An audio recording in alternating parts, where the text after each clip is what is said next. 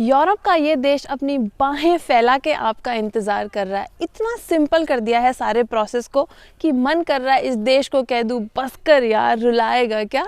और वो देश है जर्मनी। और मैं ये सब क्यों बोल रही हूँ बताती हूँ इस वीडियो में आगे। स्वागत है आपका फ्लाइंग अब्रॉड में। मेरा नाम है शिल्पा, मैं जर्मनी में रहती हूँ और मैं यहाँ के बारे में बहुत सारे वीडियोस बनाती हूँ।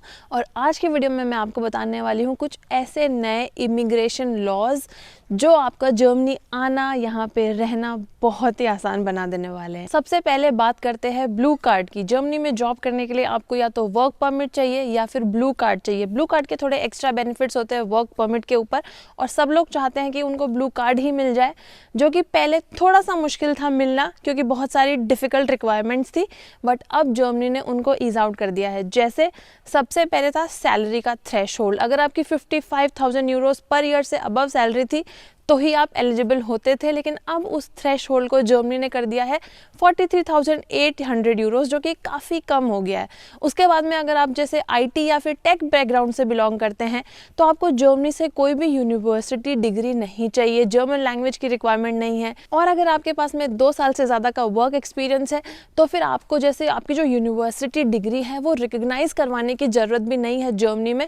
वो अगर आपके होम कंट्री, मान लो इंडिया, पाकिस्तान, बांग्लादेश, नेपाल या फिर कोई भी और कंट्री जहां से आपने वो करी है डिग्री, वहां पे अगर वो यूनिवर्सिटी रिकग्नाइज्ड है तो उतना ही काफ़ी है। तो इसकी वजह से आपका जो हैसल है पेपर वर्क करने का और ये सब जो रिकग्नाइजेशन करवाने का, वो भी कम हो जाएगा। क्योंकि जर्मनी को खुद को भी पता है कि जर्मनी में बहुत ज़्यादा ब्यूरोक्रेसी है और लोगों को ये बहुत ज़्यादा ट्रबलसम लगता है, तो उन्हीं सबको कम करने के लिए ये सब स्टेप्स ले रही है जर्मनी।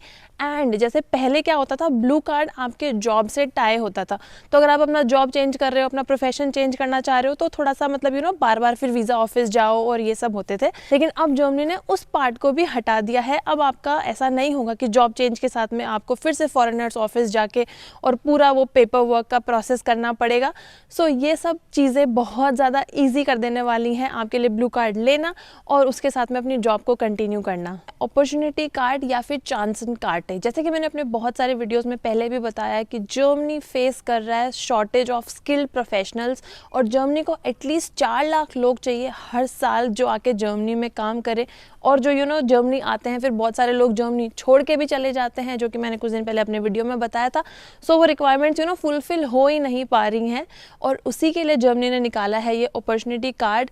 तो इसमें क्या है ना, आपको यहाँ जर्मनी आके 1 साल के लिए परमिशन होगी कि आप जॉब देख पाओ। अगर उस 1 साल में जब भी आपको जॉब मिल जाती है उसके बाद में आप अपना वर्क परमिट में कन्वर्ट कर सकते हो and then you can start working.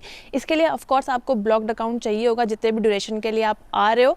और इसमें बस ये रेस्ट्रिक्शन है कि लिमिटेड नंबर लोगों को दिया जाएगा। जैसे हर साल जर्मनी डिसाइड करेगा कि कितने अपॉर्चुनिटी कार्ड्स हमें देने हैं। तो पहले जैसे जॉब सीकर वीज़ा मिलता था उसमें ड्यूरेशन थी कम और रिक्वायरमेंट्स थी ज़्यादा, लेकिन चांसन कार्ड में और ज़्यादा आसान हो गया है। जैसे रिक्वायरमेंट्स हैं यहाँ पे, आपके पास में या तो यूनिवर्सिटी डिग्री होनी चाहिए या फिर जो आपने जिस भी फील्ड में काम करते हो वहाँ पे 3 इयर्स का वर्क एक्सपीरियंस होना चाहिए। उसके बाद में आपके पास में अगर प्रीवियस रेजिडेंसी है जर्मनी की मोर देन 6 मंथ्स की, या फिर आपको जर्मन लैंग्वेज आती है और आपकी एज 35 से कम होनी चाहिए। और ये चांसन काटे के लिए आपको मिनिमम 6 पॉइंट्स चाहिए होंगे। और जैसे पॉइंट्स आपको मिलेंगे इस बेसिस पे कि आपके पास में प्रोफेशनल क्वालिफिकेशन है तो आपको मिलेंगे 4 पॉइंट्स, वोकेशनल ट्रेनिंग के 3 पॉइंट्स, रेलेवेंट वर्क एक्सपीरियंस के 3 पॉइंट्स, B2 तक अगर आपको जर्मन आती है तो 2 पॉइंट्स, B1 तक ही आती है तो 1 पॉइंट। अगर आपके पास में जर्मनी में कोई स्पॉन्सर है तो 1 पॉइंट, और अगर आप जर्मनी में पहले रह चुके हो 6 महीने से ज़्यादा तो भी 1 पॉइंट। और इनमें से जब भी आपको 6 पॉइंट्स या फिर ज़्यादा अगर पॉइंट्स गैदर कर सकते हो तो आपके चांसेस ज़्यादा रहेंगे।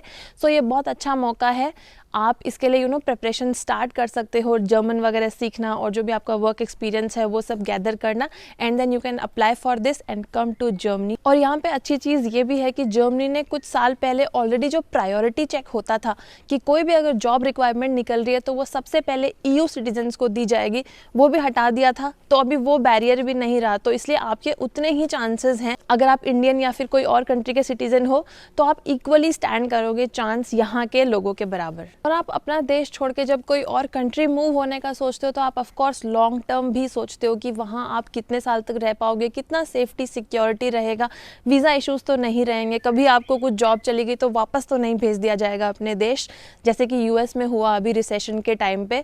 सो जर्मनी ने वो स्ट्रेस को हटाने के लिए, जैसे पहले जर्मनी का अगर आपको पासपोर्ट लेना था तो उसके लिए लगते थे 7 से 8 साल, अर्लीस्ट भी 6 साल में पॉसिबल था अगर आपके पास में जर्मन लैंग्वेज और वो सब एडवांस स्किल्स थे तो।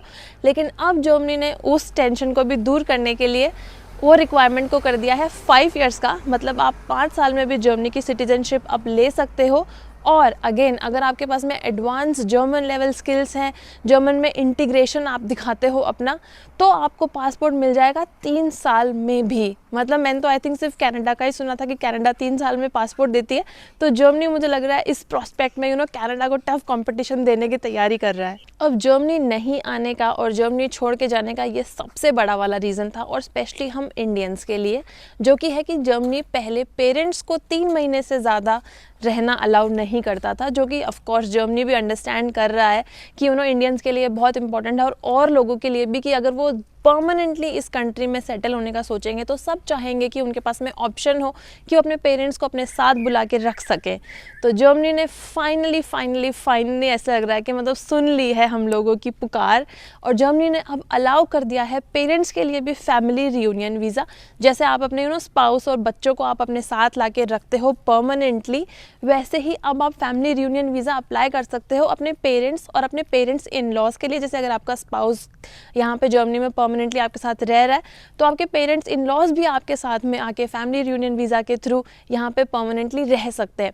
अगेन यहाँ पे जैसे अभी ये सब लॉज ना, जैसे कुछ लॉज हैं जो ऑलरेडी पास हो चुके हैं, जैसे चांसन काटे हैं, और कुछ हैं कि जो ऑलरेडी मतलब टॉक्स में हैं और अंडर प्रोसेस है, बहुत जल्दी आई एम श्योर पास हो जाएंगे।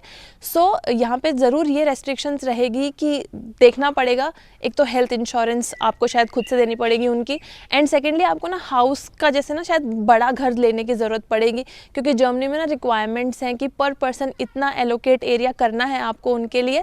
सो वो सब रहेगा, तो will see how that will work. अच्छा, अभी ये सब इन्फो बहुत नई है, सो जितना हमें पता है उसके अकॉर्डिंग जो ये पेरेंट्स को लाने वाली चीज़ है वो जो नए लोग आएंगे ब्लू कार्ड पे उनके लिए है।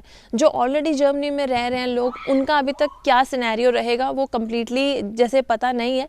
सो लेट्स सी क्या डेवलपमेंट्स रहती है, होपफुली ये सबके लिए हो जाए एप्लीकेबल। अब स्टूडेंट्स लोग सोच रहे होंगे कि हमारे लिए क्या, आपने तो शुरू में कहा था कि सबके लिए कुछ ना कुछ है, स्टूडेंट्स के लिए भी है। तो यूजुअली जर्मनी जैसे मैंने देखा है कि आप लोग पढ़ने आते हो क्योंकि यहाँ पे ट्यूशन फ़ी नहीं है, तो अफोर्डेबल एजुकेशन के लिए आते हो। और फिर जैसे ब्लॉक्ड अकाउंट जो लेके आना होता है वो भी बहुत सारे स्टूडेंट्स के लिए स्ट्रेसफुल होता है, वो पैसा अरेंज करना। लेकिन अच्छी बात ये होती है कि आप यहाँ पे आके पार्ट टाइम जॉब करके वो पैसा कमा सकते हो, तो वहाँ पे भी गुड न्यूज़ है।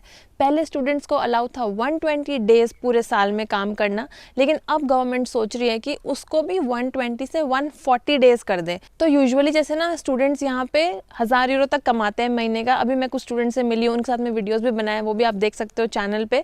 सो अब पॉसिबल होगा कि जैसे मान लो महीने के 1000 कमा के अगर आप साल के 12,000 यूरो कमा रहे थे, जो कि अगेन है 10-11 लाख रुपए, तो अब आप कमा पाओगे महीने के 1150 से लेके और साल के 14,000 यूरो तक। तो यहाँ पे पॉसिबल हो पाएगा कि अगर आप जहाँ साल के कम से कम मिनिमम वेज पे भी काम करके अगर आप जैसे महीने के लाख रुपए कमा पा रहे हो, तो वहाँ पे आप 10 से 15,000 रुपए ज़्यादा कमाओगे, जो कि साल के एंड में अगेन हो जाएंगे 1.5 लाख रुपए से लेके 2 लाख रुपए तक और ज़्यादा, जो आप पहले कमा पाते थे।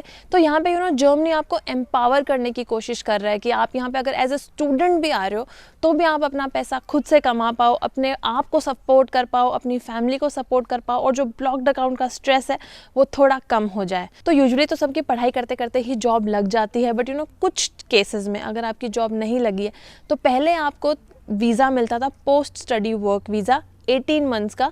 अब जर्मनी ने उसको भी 24 मंथ्स का करने की सोच रही है।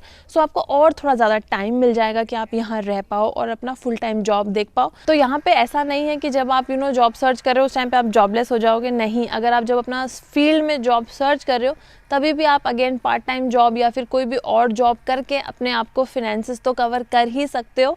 और उसके बाद में भी एज ए स्टूडेंट, चाहे तो आप बैचलर्स कर रहे हो या मास्टर्स कर रहे हो, आराम से 50 लाख का पैकेज मिल जाना कोई बड़ी बात नहीं है जर्मनी में, सो वो भी अच्छी चीज़ है। और जब आपकी जर्मनी में जॉब लग जाए, आप पैसे कमाने लग जाओ, तो आप पीछे ये जी वैगन भी ले सकते हो। सो अगेन मैं एक क्विक डिस्क्लेमर दे देती हूँ कि ये जो मैंने लॉज बताए हैं वो कुछ अभी भी ड्राफ्ट में हैं, बातें चल रही हैं कि जल्दी से जल्दी पास किए जाएँ। सारे लॉज अभी पास नहीं हुए हैं, सो एग्जैक्टली क्या डेवलपमेंट्स रहेंगी वो हमें विथ टाइम पता चलेगा, बट वी होप कि ये सारे लॉज जैसे जैसे हमारे फेवर में ही पास हो जाएं। और बाकी अगर ये वीडियो अच्छा लगा हो तो इस वीडियो को प्लीज़ लाइक करना। कौन से टॉपिक पे आप चाहते हो कि मैं डिटेल्ड वीडियो बनाऊं, सारे बेनिफिट्स और डिटेल में सब कुछ एक्सप्लेन करूं, तो वो भी आप मुझे कमेंट्स में बताइए, तो मैं कोशिश करूंगी वो वीडियो बनाने की।